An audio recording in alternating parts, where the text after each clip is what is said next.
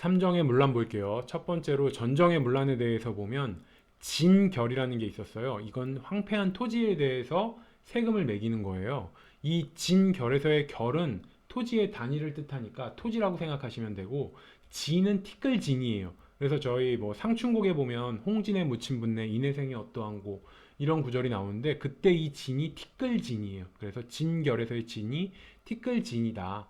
그러면은 결은 땅이란 뜻이니까 진결은 황무지란 얘기죠. 그래서 이렇게 황무지, 황폐한 토지에 세금 매기는 이런 전정의 문란이 있었습니다.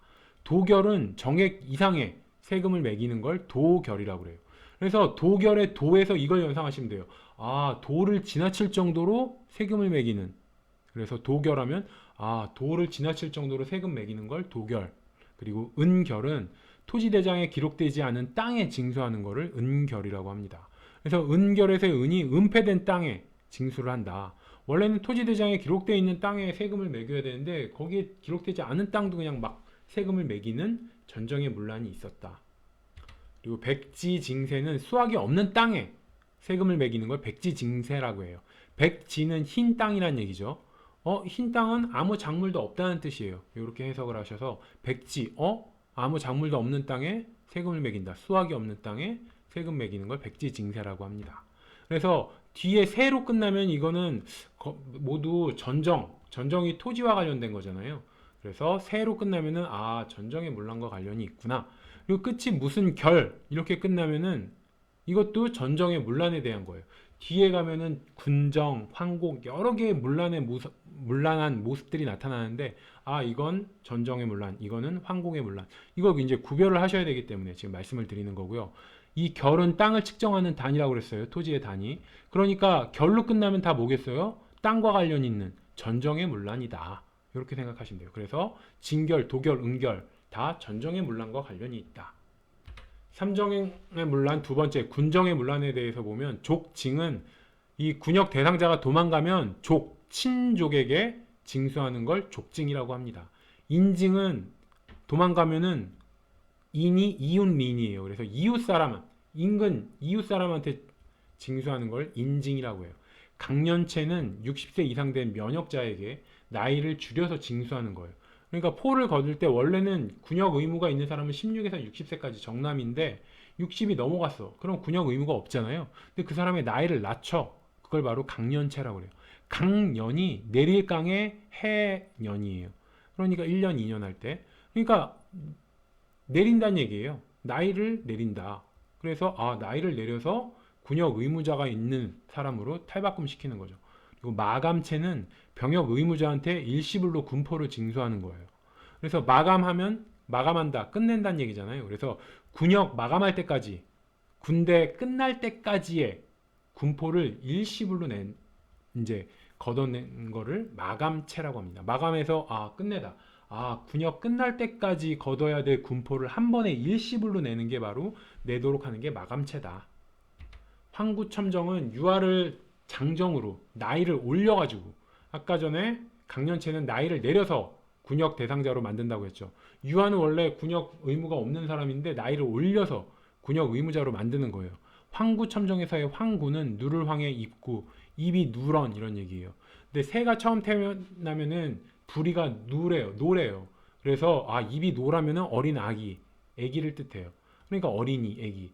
그러니까 황구첨정은 황구가 어린이한테도 이제 포를 징수한다는 얘기예요. 나이를 올려서.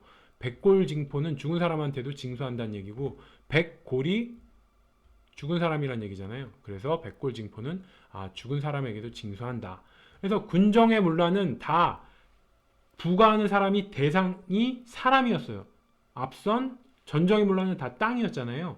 반면에 군정은 사람마다 군역 의무자에게 포를 부과하는 거였기 때문에 대상이 다 사람이더라. 자, 삼정의 문란 중에 환곡의 문란을 볼게요. 환곡은 무슨 얘기냐면은 곡이 곡식이에요. 곡식을 빌려주고 환이 반환받다 할 때의 환자예요. 그러니까 곡식 빌려주고 반환받는 제도예요. 물론 이자 좀 쳐서 받겠죠. 그래서 늑대라는 게 있었어요. 이건 강제로 대여해 주는 거예요.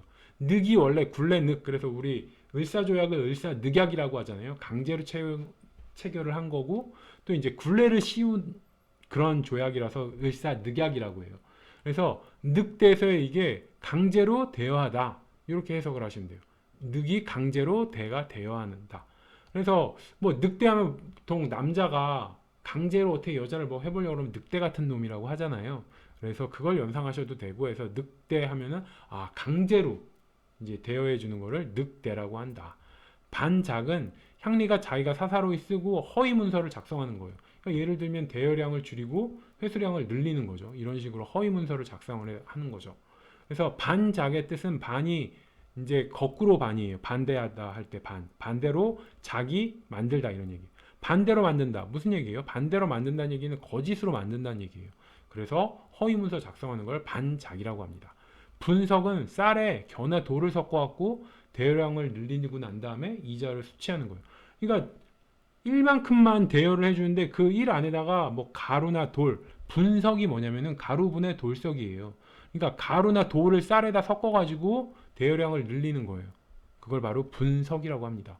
분이 가루분, 석이 돌석. 그래서 아 가루나 돌을 넣어서 대여량을 늘리는 이렇게 생각하시면 돼요.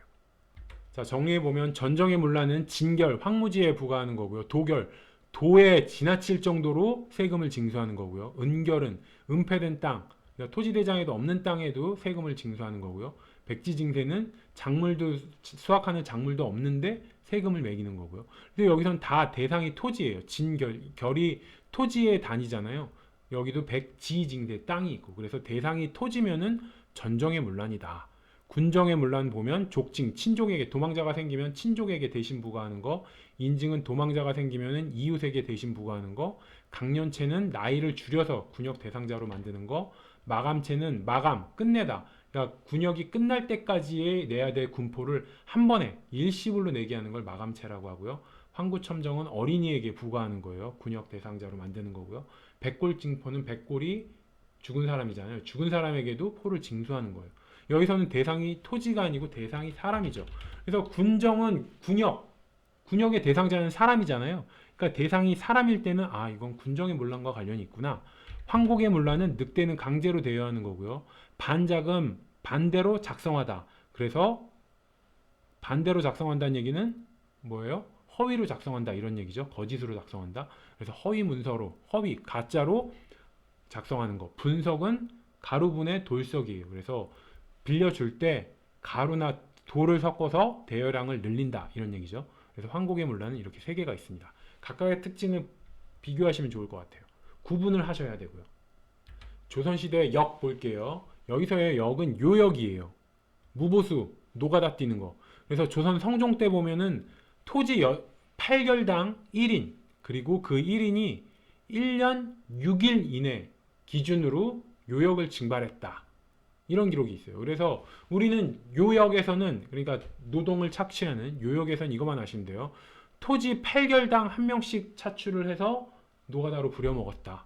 그리고 그 한 명을 뽑아서 1년 내내 노가다를 시킨 거 아니고 1년에 6일 이내 그러니까 맥스가 6일이었다. 이 두 개만 외우시면 돼요. 그래서 특징은 요역은 군역보다 훨씬 빡셌어요. 그래서 아 요역 가면 엄청 성질나는 거죠. 그래서 성질나면서 아 성종 때는 이런 일이 있었다. 그래서 성종 때는 토지 8결 땅 1인 1년에 6일 이내 그래서 8과 6이라는 걸 외워야 돼요. 그래서 요역이 군역보다 엄청 힘들다고 그랬잖아요. 그러니까 엄청 빡세기 때문에 요역하면은 막 욕이 나오는 거예요. 너무 빡세갖고 아 18, 6실월 이런 욕을 하는 거죠. 아 18, 6실월 그리고 18에서 8결, 6실월을 해서 6일 이내 그래서 8과 6을 외우셔야 되는데 어떤 게 8이고 어떤 게 6인지 그러니까 설마 이게 6결당 뭐 1인 1년에 8일 이내 이렇게 앞뒤 바꿔버리면 안 되잖아요. 그래서 8결당 6일이다. 요걸 구분을 하기 위해서 이렇게 생각을 할게요. 1년에 6일이란 얘기는 두 달의 하루죠. 두 달의 하루. 그럼 1년이면 6일, 맥스가 6일, 1년에 6일인데 만약에 1년에 8일이다. 이렇게 되면 이거는 딱 달수로 떨어지지 않죠. 8일이면 1.5달의 하루씩이에요.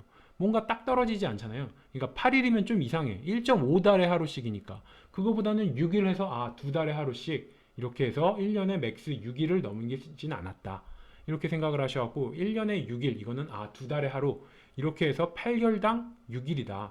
18, 6실월 외우시고 아 6결당 8일이 아니고 토지 8결당 1인이고 1년에 6일이네 구별하기 위해서 두 달의 하루 이렇게 생각하시면 8일이 아닌 이유는 1.5달이기 때문에 1.5달의 하루는 좀 뭔가 개운하지가 않다. 딱 떨어지질 않으니까.